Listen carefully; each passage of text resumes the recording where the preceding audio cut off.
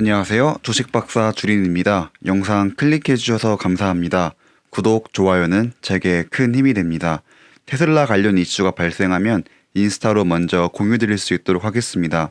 인스타 아이디는 본문 내용과 댓글에 적어둘 테니 팔로우 부탁드리겠습니다. 오늘은 어제 예고 드린 대로 다우존스와 관련된 이야기를 한번 해보도록 하겠습니다. 그런데 이 이야기는 정말 근거 없는 추측이기 때문에 재미로 들으실 분만 들으시면 좋을 것 같습니다. 제가 인스타에서 공유드렸던 내용입니다. 저 내용에 의미가 있을 수도 있고 없을 수도 있겠지만 저거를 기반으로 한번 제가 생각한 시나리오를 써보도록 하겠습니다. 오늘 영상은 정말 다 추측이기 때문에 그냥 재미로만 봐주시면 좋을 것 같습니다. 여러분들이 모두 알다시피 21일에 장이 열리기 전에 테슬라는 S&P 500에 편입이 됩니다. 그래서 모두들 S&P 500 편입 이슈에 대해서만 신경을 쓰고 있습니다. 그런데 어느 구독자분께서 다우지수 편입 관련해서 물어보셔서 이번 기회에 한번 정리해보는 시간을 갖도록 해보겠습니다. 우리가 흔히 말하는 다우지수는 다우존스 산업평균 지수라고 부르고 영어로는 DJIA라고 부르고 있습니다. 다우존스가 가장 신용하고 우량한 기업 30개를 골라 시세 변동을 기준으로 만들어지기에 다우존스 30 산업평균 지수라고도 합니다. 다우존스는 사람 이름에서 유래하여 만든 것인데 한 사람의 이름이 아닙니다. 무려 1882년도에 3명의 사람이 만들어냈는데 그 중에 2명의 이름을 따서 지었습니다. 한 명은 왜 빠졌는지 지금 생각해보면 굉장히 아쉬울 것 같습니다. 다우존스에서 다우는 찰스 다우의 이름에서 따왔고 존스는 에드워드 존스에서 따왔습니다. 그래서 다우존스는 사람의 이름에서 따왔다 정도로 알면 됩니다. 지금으로부터 한 140년 정도 전에 만들어진 지수로 알 수 있습니다. 그리고 여러분들이 잘 알고 있는 월스트리트 저널도 이분들이 고안하였습니다. S&P 500이 시총의 비중으로 편입되는 방식과 다르게 다우지수는 가격 가중 방식으로 합니다. 이게 무슨 말이냐면 다우지수는 지수에 편입한 주식들의 가격을 더한 뒤에 기업 수인 30으로 나누어서 산출을 합니다. 그런데 단순히 기업 수인 30으로 나누면 문제가 발생합니다. 여기서 기업 A, B, CD가 있고 한 주당 가격이 100, 200, 300, 400달러라고 가정을 해보겠습니다. 여기서 다우지수를 구해보면은 250이 나오게 됩니다. 만약에 A 회사가 주식 2분할을 하여 한 주당 주가가 반으로 줄었다고 가정을 해보겠습니다. 다우지수를 구하게 되면 237.5가 됩니다. 주식 분할은 주식의 가치가 떨어지는 것이 아니고 단순히 둘로 나눈 것 뿐인데 다우지수 포인트는 약 13포인트가 떨어짐을 알 수 있습니다. 그러면 이 수치를 보고 다우지수가 하락을 했고 미국 증시가 안 좋아졌네라고 판단할 수가 없습니다. 그래서 도입된 게 다우 디바이저입니다. 다우지수에 포함된 30개 회사의 개별 주식값을 더한 뒤에 다우 디바이저로 계산을 하면 위와 같은 사례와 그리고 종목이 교체되어 나갈 때 발생하는 주식의 가격 차이로 인한 수치를 어느 정도 보정해 줄 수 있다고 합니다.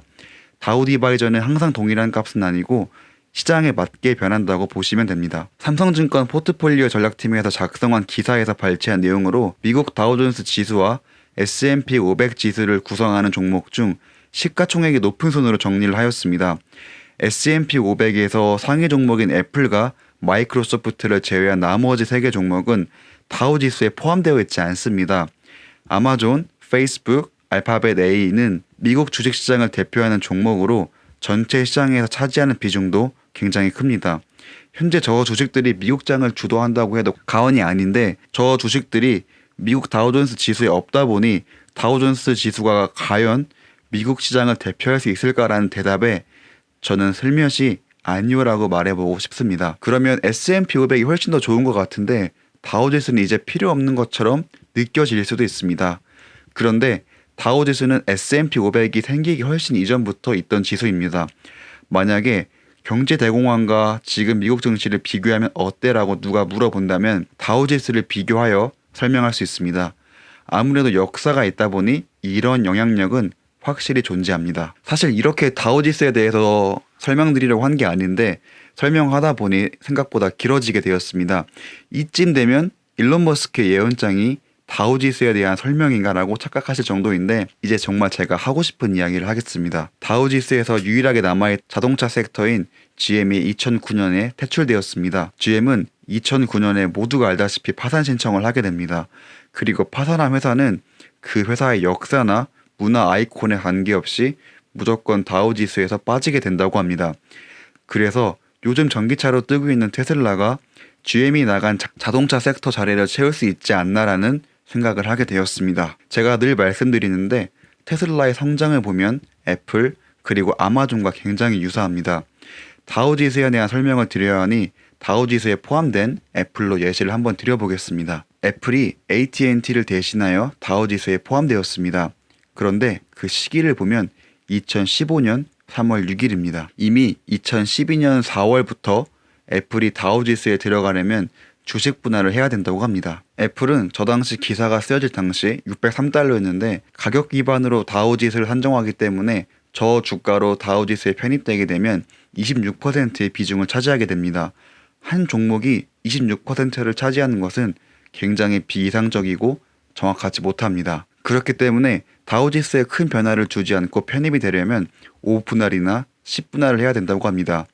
그런데 2005년부터 애플은 주식 분할을 하지 않았다고 합니다. 그러다가 2014년 6월에 7분할을 단행하게 됩니다. 그리고 정확히 1년 뒤에 다우지수에 편입이 되게 됩니다. 결국 높은 주가는 다우지수에 편입되는데 장애 요소를 여겨진다고 추측할 수 있습니다. 그래서 S&P 500에서 굉장히 큰 시총을 자랑하는 아마존과 페이스북 등은 한 주당 주가가 높기 때문에 편입이 되게 되면 다우지수의 지수가 흔들릴 수 있어 들어오기가 어려워 보입니다. 다우지수에 포함된 30개의 회사 중 주당 가격이 높은 순으로 정렬을 하였습니다.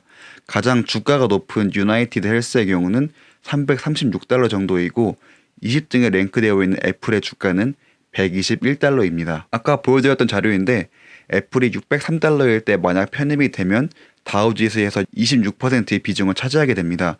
그런데 그 당시 다우지수에서 가장 높은 비중을 차지하는 IBM이 207달러로 약 12%를 차지하고 있는데 만약 편입하게 되면 이 수치보다 2배 높은 영향을 주게 됩니다. 그렇게 되면 다우지수를 추종하고 있는 펀드들은 급격한 비율을 맞추기 위해 주식을 사고 팔기를 많이 해야 됩니다. 애플이 들어오게 되면서 상대적으로 다른 주식들의 비중이 줄어들게 되니 애플은 많이 매수하고 그리고 이미 들고 있는 주식은 펀더멘탈의 변화 없이 판매를 해야 합니다. 그럼 다시 이 표를 보면 테슬라가 약 639달러입니다. 테슬라가 지금 편입하게 되면 유나이티드 헬스랑 비교하면 약 2배 가까이 됩니다. 지금 이 상황이 딱 과거 애플이 다우지수에 편입되기 전 상황과 굉장히 유사한 것을 알 수 있습니다. 그렇기 때문에 테슬라가 다우지수에 편입이 되고 싶다면 또 다른 주식 분할을 계약해야 합니다. 만약 2분할을 한다면 현재 기준으로 다우지수의 두 번째로 높은 비중으로 들어갈 것이고 만약 4분할을 한다면 159.75달러로 월트 디즈니 뒤에 랭크가 됩니다. 그리고 6분할을 하게 되면 106.5달러로 저 밑에 들어가게 됩니다. 그렇기 때문에 주식 분할할 가능성이 생기게 되었습니다. 아마 2021년에는 테슬라의 주가가 지금보다 훨씬 더 높아질 것으로 예상되기 때문에 5에서 7분할 정도를 해도 다우지수에서 높은 비중을 차지할 것으로 보고 있습니다. 만약 정말 다우지수에 편입되는 게 논의되고 있다면 주식 분할을 얼마에 할지는 주가를 보면서 천천히 결정하면 되지 않을까 생각을 하고 있습니다. 물론 주식 분할을 결정하고 주식 분할을 하는 날까지 주가는 많이 올랐지만 주식 분할을 단행하고 테슬라의 주가는 보고 계신 빨간색 선처럼 엄청나게 하락하고 꽤 긴 시간 동안 행보를 하였습니다. 그리고 S&P 500 편입 호재로 주가가 엄청나게 올랐습니다.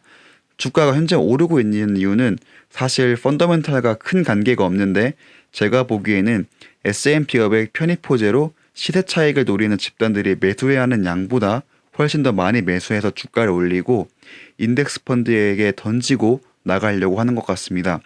그런데 확실한 건 5트릴리언 규모의 인덱스 펀드들이 엄청나게 많은 양의 주식을 무조건적으로 매수를 해야 되기 때문에 그 기대감에 주가가 오른 것도 분명히 있습니다. 다우지수를 추종하는 DIA라는 ETF가 있는데 제가 검색해본 결과 현재 유일하게 다우지수를 추종하고 있다고 합니다. 그런데 자산 규모를 보면 24빌리언입니다. 24트릴리언도 아니고 24빌리언인데 테슬라가 다우지수에 편입되더라도 굉장히 적은 물량을 살 수밖에 없습니다. 그렇기 때문에 다우지수에 편입하기 위해 주식 분할을 하면 과거 데이터에서 찾아보자면 주가가 또 많이 내려갈 확률이 있지만 S&P 500을 추종하는 펀드들만큼 자금력이 강하지 못해 아까 보여드렸던 정도의 주가 상승을 못 가져올 수도 있습니다. 하지만 전통적인 지수에 편입되었다는 상징성 하나는 엄청나게 커지는 것은 분명합니다. 그래서 오늘의 결론입니다. 테슬라가 다우지수에 편입이 되려면 애플의 사례에서 보셨던 것처럼 주식 분할을 단행해야 합니다. 그런데 이전에 주식 분할을 하였을 때 주가가 엄청나게 하락을 하였습니다. 지금 오르는 것은 S&P 500 편입 호재로 오르는데 S&P 500을 추종하는 펀드들의 규모가 굉장히 크기 때문에 테슬라의 주식을 많이 매수할 수 있습니다. 그런데 다우지수를 추종하는 ETF는 제가 검색해본 결과 DIA 하나인데 S&P 500을 추종하는 펀드들과 자금력을 비교하자면 거의 없다고 봐도 무방할 정도입니다. 만약 이번에 주식 분할 이후 주가가 하락하고 횡보할 때 주가를 올려준 게 S&P 500을 추종하는 인덱스 펀드의 자금력이었다면 과연 다우지수를 편입하기 위해 주식 분할을 하고 주가가 하락하였을 때 다우지수를 추종하는 펀드가 S&P 500만큼 끌어올려줄 수 있을까라는 질문에는 조금 애매합니다. 하지만 테슬라는 단기적으로 하락하겠지만 기업의 펀더멘탈대로 주가가 올라갈 것이고 시간이 흐른 뒤에 보면 다우지수에 편입되었다는 엄청난 상징성과 함께 주가 상승이라는 두 마리의 토끼를 잡을 수 있습니다. 누가 다우지수에 편입된 주식을 잡주라고 무시할 수 있을까요? 영상 제일 처음에 보여드렸던 이 100은 테슬라 주식을 분할하여 $100로 만들고 다우지수로 들어간다는 의미가 아니었을까라고 생각을 합니다. 물론 아닐 확률이 더 큽니다. 그런데 사실 오늘 다우지수 이야기하려고 저 이야기를 꺼내 보았습니다. 항상 시청해 주셔서 정말 감사합니다.